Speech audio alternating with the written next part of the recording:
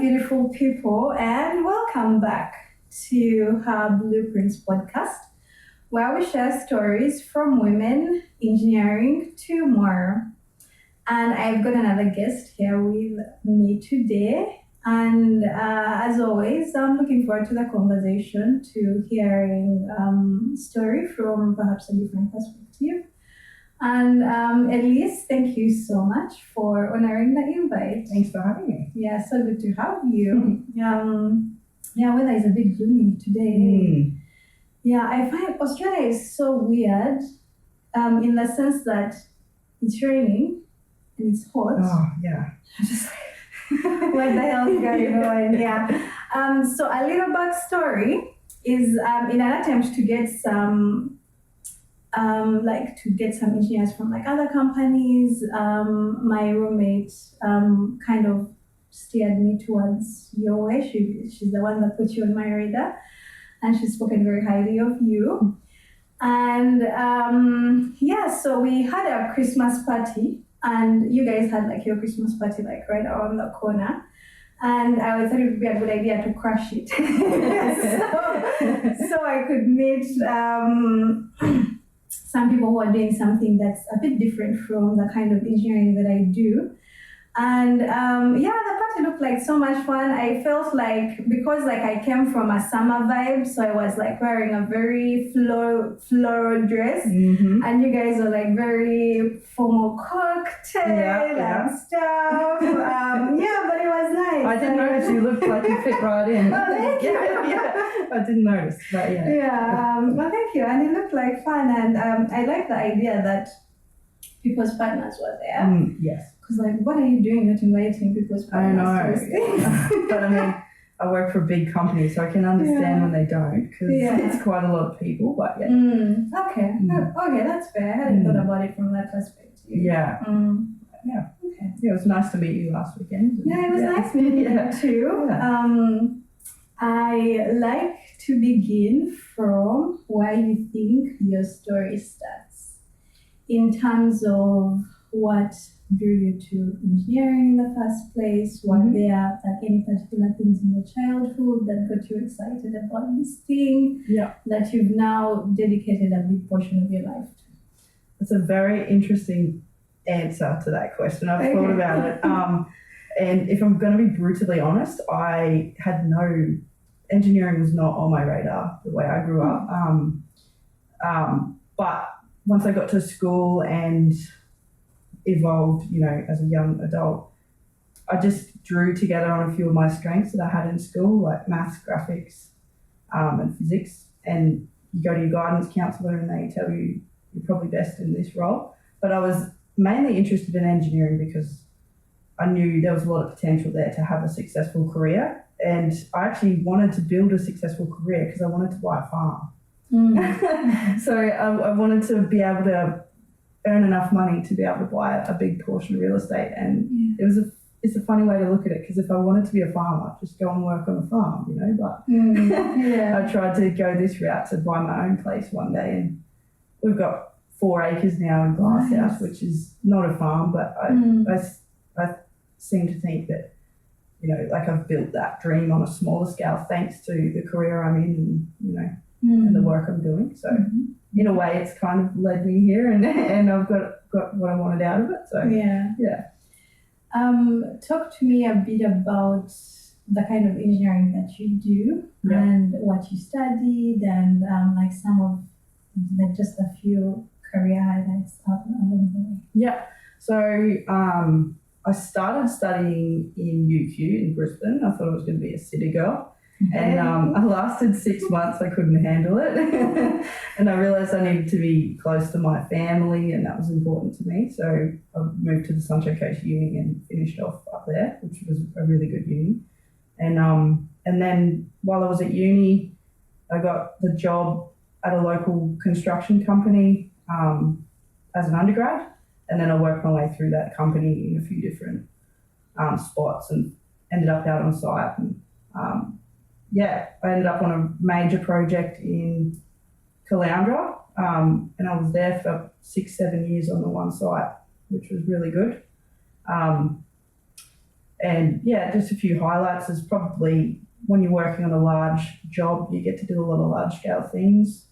And yeah, in the end, I then went and had a couple of kids and tried out some consulting, and then now I've come back into construction because I realise that's what I like to do. I like to build things. I like to turn something from the plan into reality. And yeah, I used to do that as a kid. Now that I think about it, like I'd make little roads in the sand and things like that as a child, and now I get to do it with big machines, and yeah, it's been good.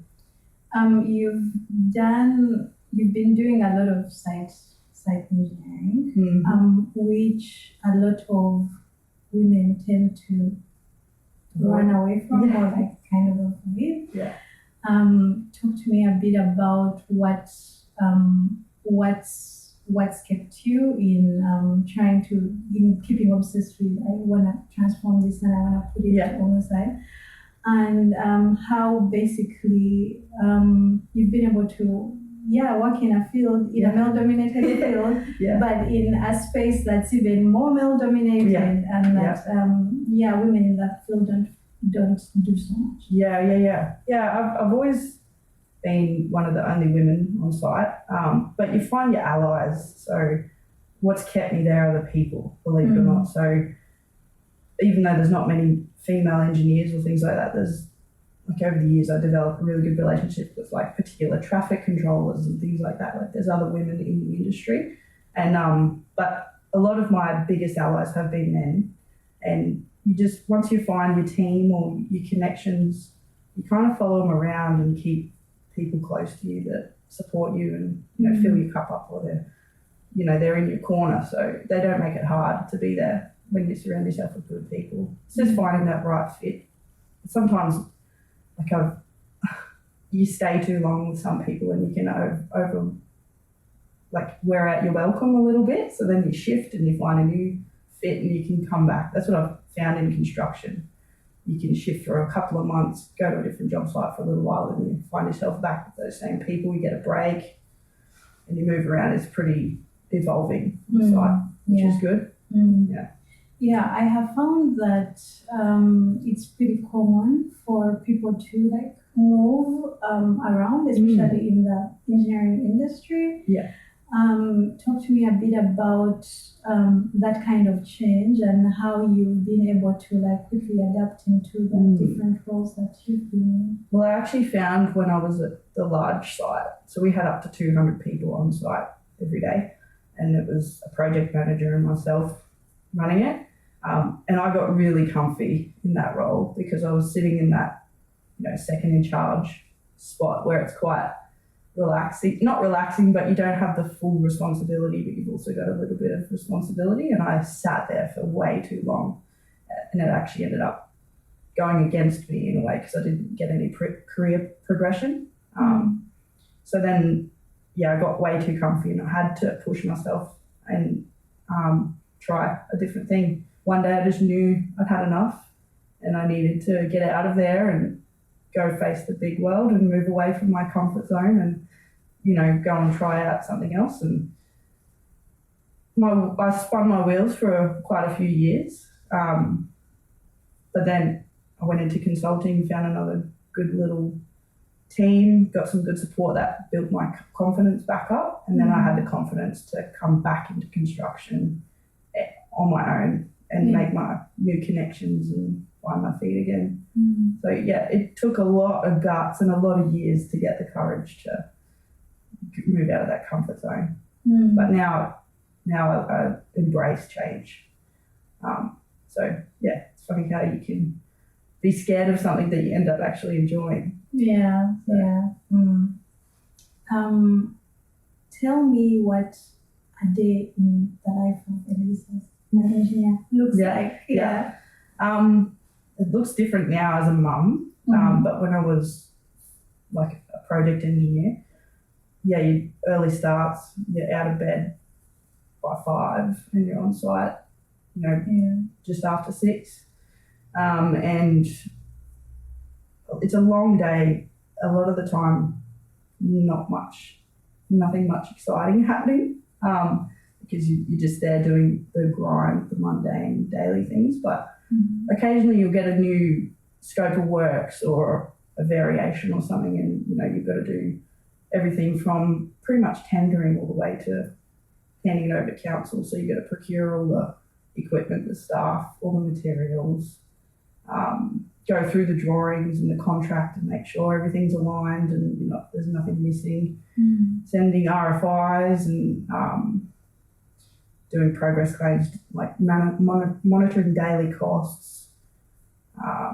And managing people. It's basically running a business, but on a site. So, talk to me about what RFI is. What an RFI is. So that's a request for information. So, quite often something won't work or something will change. You might dig the ground up and see there's a water main where it wasn't expected to be. And usually a good contractor, which is what I try to encourage, is will provide a solution or two and maybe a price and put that to the consultant and the designers and the client. So a lot of the hard work's already done and packaged up, and then you can get a quick response and there's not too much delay on program or things like that. So okay. You've been in the field for quite some time, obviously, and are there particular things that you think back now and you think, oh, I wish someone mentioned this to me at the start of my career, or I wish I knew this sooner? It's a good question. I had pretty good mentors, but I didn't work with an engineer. I worked with a manager who started as a grader operator and come through the blue collar scene and was very hands-on. I probably would have liked to have spent a bit more time with a more technical person as well. Like, he taught me so many invaluable lessons, but it didn't probably develop my engineering skills as much as it could have. I would probably recommend people in construction don't get too caught up in the physicality of the work and the day-to-day, and still try and maintain that technical knowledge as well. Because that can get lost in construction. You can end up just managing and putting out fires every day. So that's probably the one thing. I know that you're doing a lot of project management as well. Yeah. And talk to me a bit about how what your approach is, how you handle people, how you resolve conflict, kind of things like that. Well, it's pretty new. Like, I've always taken on a lot when I was a project engineer and got involved in a lot of things, but I've finally been given my own job as a PM, which is amazing. The first thing I did, I came to a site that was quite challenging. It was delayed, losing money. There was a bad relationship with the client, so there was a lot of damage control to do. It was quite a throw in the deep, sink or swim kind of thing. So the first thing I did when I came to site was I moved all the desks. Because it was a 3 by 12 metre shed, and there's a bunch of blokes that have been sitting in that shed for 12 months or whatever, doing it one way. So the first thing I did was change it up. And that was actually a recommendation from another manager. He said, I sneak in the morning sometimes and just move everyone's desks. So they come in and it's a fresh, it was all very closed off, pigeonholed, little cells. So I made it open plan. I got the site admin, she was on my team, and I'm like, I reckon we can do this while the guys are all off site. And we shifted it all, made it more open plan so then people can talk. It's not, for some PMs sit behind a desk very closed off, not interacting with the team. But where we are now, we have the leading hands, the foreman, the undergrads, we all sit in the one room. We're all side by side, everyone can see what everyone's doing, we all have a talk and everything. So that makes it a very open and approachable feel, I feel like. No one's very closed off. It's no you versus them, nothing like that. But conflict, because I am a female in a male industry, a lot of men are used to getting yelled at. I can't get angry because I'll cry. It's so frustrating because sometimes you need to get angry, but I'm determined not to cry at work if I can help it. So yeah, I take a calm approach and speak with people not much dissimilar to how I am now, which I think actually catches a lot of people off guard in that industry because they're not used to it. They're used to getting yelled at. And so I think it's quite impactful actually having a different approach in that, field environment. So it seems to work. Well, it sounds like you're doing an awesome job. Hope I am. Yeah. Are there any specific projects that you're like really proud of and like want to talk about? Yeah. Well, so I was at Aura for 6-7 years, which is a big master plan community in Caloundra. And I was there when we first broke ground, so it was very new. Now it's huge, but back then it was fresh and green, like greenfield. And we were working along the Bells Creek passage and Palmerstone Passage, and it's all federally audited, so there's monitoring in the stream, up and downstream of site, and there's 2 creeks. So I really took that on and took control of the environmental side of the engineering there, and we had 11 high efficiency sediment basins that we were discharging water out of daily, and you had to do it right because that upstream and downstream monitor would flag as soon as there was a non-compliance. So yeah, I'm very proud that during my 6 years there, that all went really well. We converted a couple of basins into wetlands while we were still actively using them, so that was really challenging, and diverting water and things like that. That was really probably some of my proudest work, and I really loved that project, and the client was great. And they even named a street after me, so must have done something right. Which is, feathering your cap, and you can take members of your family to see something physical. There's a bit of a shout out to the hard work that went into it. So you mentioned that you've got children, and I wanted to touch a bit on. Is that a decision that you made earlier on? Did you know you had always wanted? Did you know you had always wanted to? And how did you approach it in terms of progressing career-wise up the hierarchy? And kind of being strong on your family values as well. I've always wanted kids and always knew I would have them. My whole life I've consciously made decisions that would set me up to, have a good family one day, and even coming down, you've got to pick the right partner. That's a big thing. If you can get that right, then you're 90% of the way there. And having good family support as well is important in this industry because you need a hand. But parenting to me looks differently probably than what I expected. I didn't really think about the fact that to be in this industry, your kids have got to be in daycare from a very young age. I tried for a while to work from home, so I had a work from home job while my first was born, and then until my second was about 1, which was great because, in the early years that helped to be home, and I worked as a consultant. Thankfully, we live in a society where there's flexible work arrangements and you can still stay in the industry during that time, but I knew I had to take a break from construction for those years. I couldn't see how it could work being on site with little kids. I took a work from home job for those 3 years and developed my skills in a different industry, which has helped me now in construction as well because you can see the other side of it. And it's just a daily juggle of being open and honest with your employer. And I started this job consciously saying I can only do it under these terms because, my kids are number one, job's second. So, and thankfully I've got enough experience and allies in the team and everything that make it work, and a really good employer. Are you comfortable sharing some of those conditions? Because I'm curious. Yeah. What they- Like site-based work, most people work 6:30 to 5, and I said I physically cannot do that. I can't drop my kids off at 6 and pick them up at 5:30. Yeah. So I have a arrangement where I do school drop-off, and I don't get to site most days until about 8:30.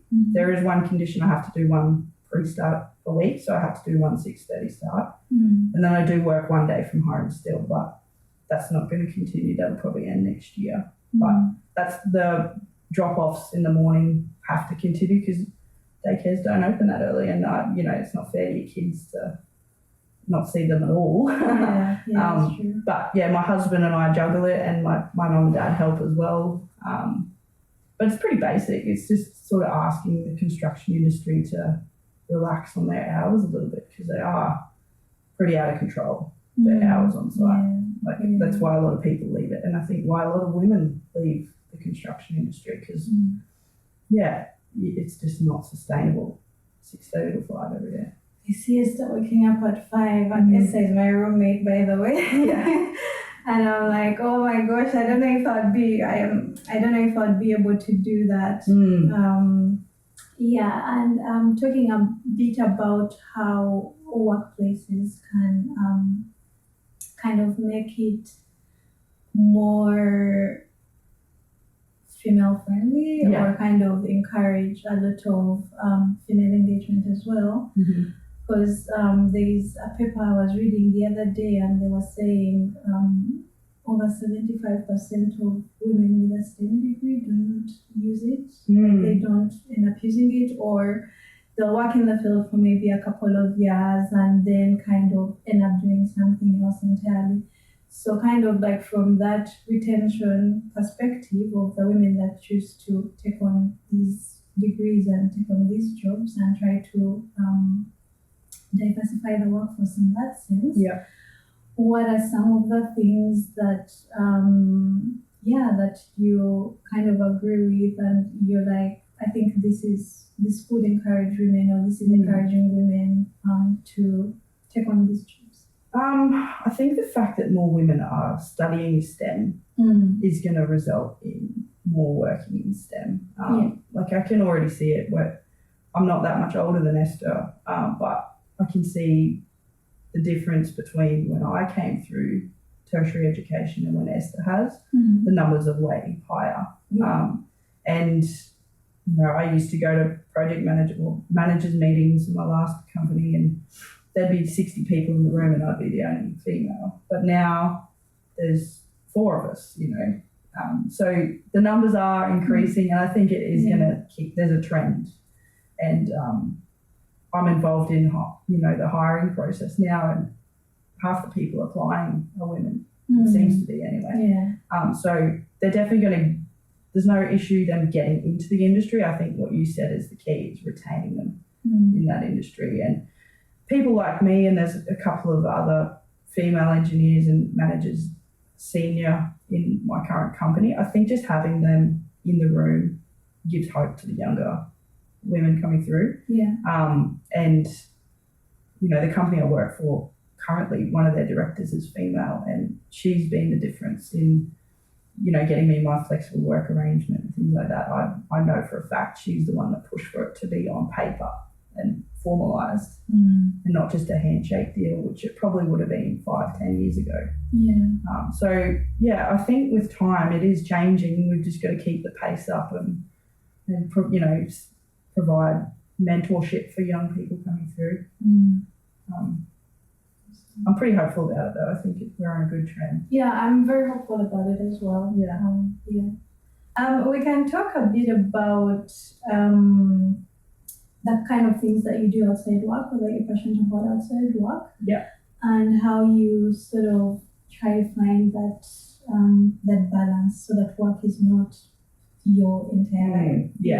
Well, with little kids, it's pretty easy to forget yourself when you walk in the door. And as a wife and a mum, usually my work's probably pretty low on the list once I'm home, which is probably a good thing, because you just leave it at the door when you're when you leave your work. But sometimes, some days when I need a break, I'll leave my phone in the ute and my laptop in the ute just for an hour. When I get home, I just lay on the lounge room floor and let the kids crawl all over me. And yeah, I can draw a pretty clear line between work and home, which is really good. And yeah, I just love going camping with my family, and I'm pretty passionate about, consciously being happy every day and going through the world, not being down in the dumps, and just, remaining positive, and because you fake it till you make it, and if you're practicing smiling all the time, you feel happy, and and just trying to do things that fill your cup up. And it's hard sometimes to try and please everybody, so to just focus on things that count. And I'm not super passionate about any one thing. I just kind of go through life and try and make good decisions. And one thing in the industry that I'm passionately trying to remind myself is to back myself more. And when you make a decision, stick to it, and have confidence in yourself. That's one thing that I have always needed to improve on, and every day I have to remind myself to do that. So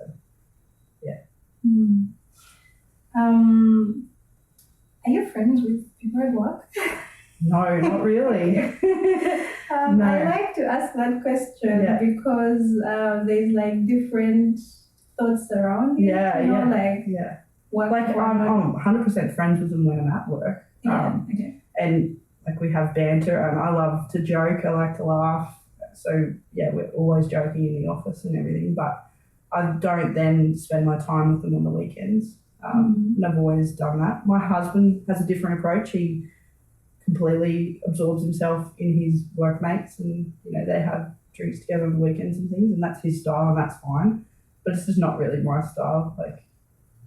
I like to create a bit of you spend so much time, especially on site, you with each other 10, 11 hours every day. You need a little bit of a break on the weekend so that you can, go back in on Monday. But no, I'm 100% friends with them when I'm with them. Okay. Yeah. Okay. Some of the things, what are some of the things that you think your leadership role has kind of taught you? Comes back to backing yourself, what I just said before. If you, especially in the construction industry where it's about profits and things like that, if you don't advocate for yourself, how can you advocate for your company or your project? Because if you're going through the world doubting what you can do, then it'll show in your work. So you can see that in people coming, like the real confident engineers and things like that usually excel when they end up, construction managers, and they're the real bulldogs in the industry. So it is hard to compete with strong personalities in the field, but everyone has their own style, and you just got to, it comes from within. Like if you can build on that courage and that confidence, then you become a good leader. How do you think you can build that courage and confidence? Recognising when you have a win. So if you have a success at work, don't then move on to the next project. Just think about it for a minute and, wow, I did just build that stage under extreme circumstances, and you did get it built. Don't focus on the next one. Sit in it for a minute and think back on it. Because fast-paced industry, you can get caught in what's next. I'm not a fan of the constant urgency that comes with workplaces, right? You need to get this out, and the next thing, and the next thing out. So it's a good reminder to pause and celebrate those wins and stuff like that. Yeah. When I'm trying to reach out to people, I always, ask, oh, hey, how are you doing? And of course, some people are not going to want to answer, but I want to take the time to kind of just mentally slow that down. Yes. And be like, we are here being serious, but it's not that serious. Exactly. So that's a really good reminder. I wanna also touch on because we're talking about that confidence, and I want to just like put it down on it a bit in terms of what it looks like, or even like what it translates to in terms of how do we foster it in women, and how do we encourage grads to kind of be confident. I mean, obviously you don't know things because you're new in the role, but how do you be able to be confident and still have that kind of constantly learning approach towards work? Well, I think one skill and strength that women have is we're good listeners. And like I said before, in that industry, you can have a lot of bulldogs that want to change the world and speak the loudest and everything. But because women are good listeners, what I've found in my career is if you sit back and you listen, you can pick where someone needs help or where there's an opportunity to put your stamp on something. So if you just sit back and listen, and an opportunity will come up if your ears are open to them. There might be someone struggling to resource a dozer or something, you know, like they're just, there's this one dozer they need on this job and they just can't pin one down. If you're a grad and you've got the time, start resourcing where you can source a dozer, or call the superintendent and take that initiative, and then you can go to that foreman or whatever and say, hey, I found 3 dozers, they're all available on these dates. Do you want me to run with it? And then if you have that win, then that goes in your confidence jar, you know, and then you can pull on that again when the next thing comes up. Yeah, I like the analogy of the confidence jar. And I have had people talk about kind of like stacking up those things, or kind of like proving to yourself that making those small little steps, but you know, like they add up, and those are things that you can look back on and be like, hey, I did that. I can take on this other challenge as well. Exactly. Yeah.